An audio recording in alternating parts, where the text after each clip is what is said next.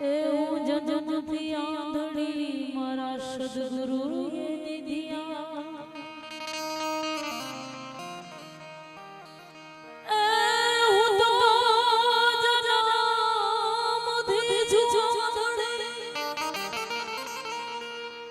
એ મારા સદગુરુએ દીધિયા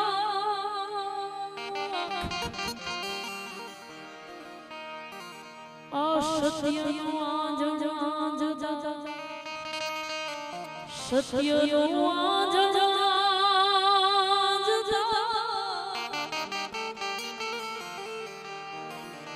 એ સત્યનું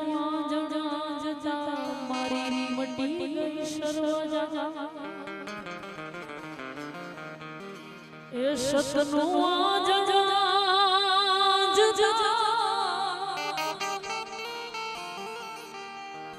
સત્યનું જતા મારી મટી ગઈ છે સર્વજા તો ભાઈ દયા ગરીબી બમગી એ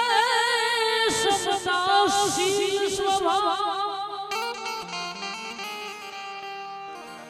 એ ભાઈ દયા ગરીબી બમગી समदाशी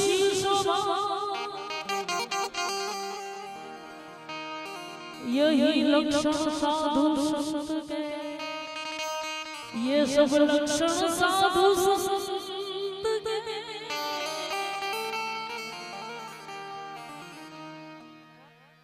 તમે ખાઈ ये सब लक्षण साधु संत के कहे कबीर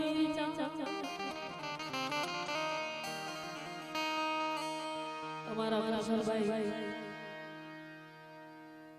અમને કલાકારોને રિક્વેસ્ટ કરે છે કારા બાપા કે હવે તમે તમારા બપોર પૂરી ગાઓ એને ખાઈ પી લીધું અને કરશનભાઈ જયદેવ બાપાને બહુ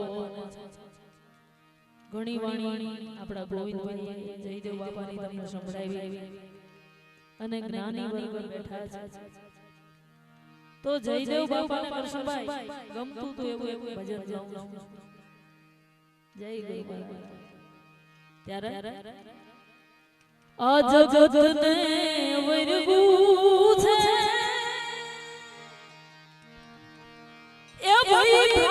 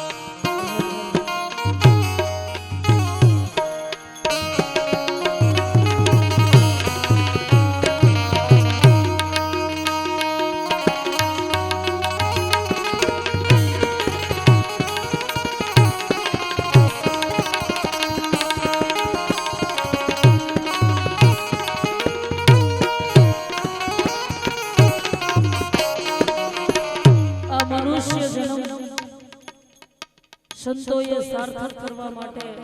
આપણાને મનુષ્ય જન્મ આપ્યો છે. આ જીવને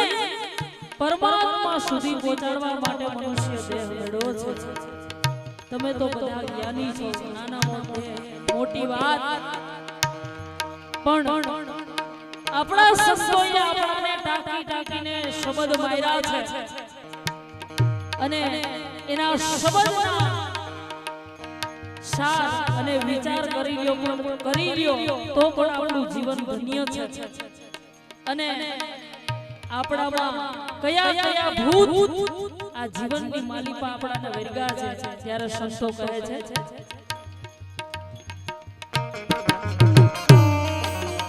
આશા તૃષ્ણા ભય મોટી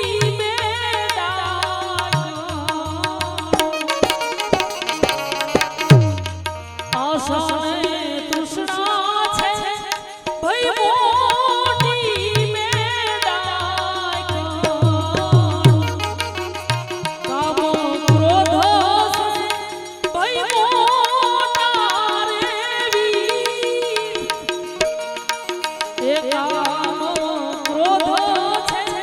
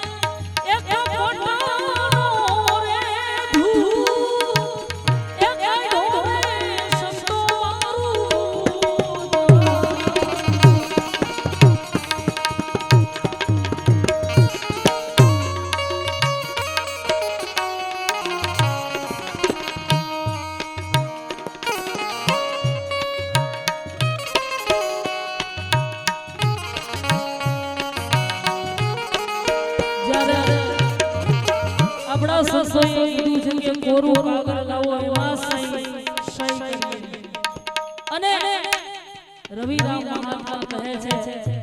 કે સદગુરુ રૂપી બ્રહ્મ રૂપી અગ્નિ સળગાવી અને આગળ રાખ્યો કુડ કુડપટનો ધૂપ એટલે જ્યારે ચોખ્ખું પાત્ર બની જાય ત્યારે સદગુરુના ઘરે જવાય છે શૂન થવું પડે બધી માયા મેલે ત્યારે પરમાત્મા સુધી પહોંચાય છે ત્યારે એ રૂપી રે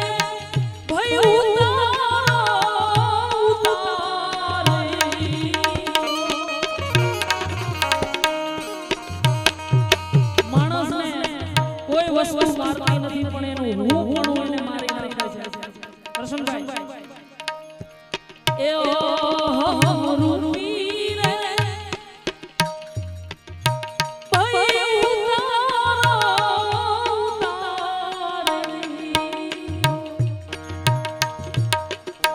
એ પછી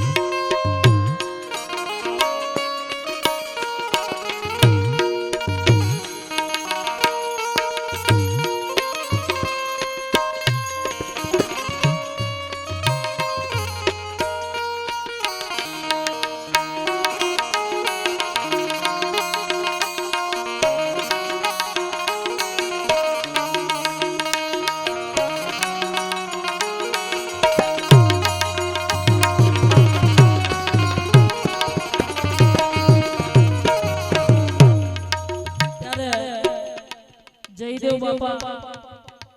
એમ કહેતા કે ભાઈ કોઈ જાગૃત પુરુષને પૂછો પરમાત્માનું ઘર ક્યાં છે જેણે જોયું છે એ બતાવશે ગુડગુડને ચીપા ચેલા આ નહીં બતાવે પણ કોઈ જાગૃત પુરુષ છે કે જેણે પરમાત્માને જોયો છે એ તમને બતાવી શકશે જેને જોયો નથી નહીં બતાવે ત્યારે